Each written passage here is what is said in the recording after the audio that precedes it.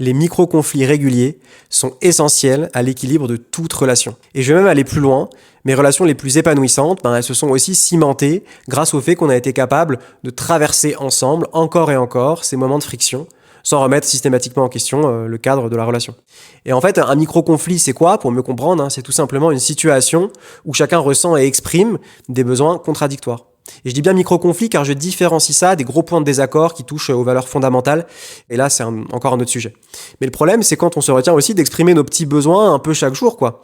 Et il peut y avoir plein de raisons à ça. Un cadre relationnel qui n'est pas propice, où on se sent pas écouté ou reçu.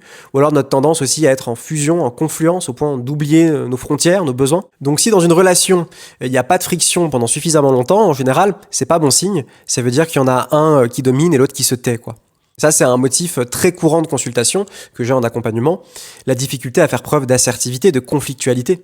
Et dans ma méthode thérapeutique qui est inspirée de la Gestalt, on va certes aller explorer votre passé, mais aussi et surtout ce qui se passe dans le présent, au moment où vous êtes en train de rejouer à nouveau ce scénario. Et on va le faire bien sûr avec une grande douceur, moi en étant un miroir bienveillant qui chemine avec vous. Donc on reste pas dans le mental dans cette approche, on va expérimenter ça dans le corps petit à petit. Et ça, d'expérience, ça peut vraiment mener à des libérations émotionnelles très fortes et ça crée aussi un très bel espace intérieur de transformation. Donc si ça t'intéresse cette approche, eh bien, je te laisse aller voir mon site dans le lien en bio ou me contacter en DM.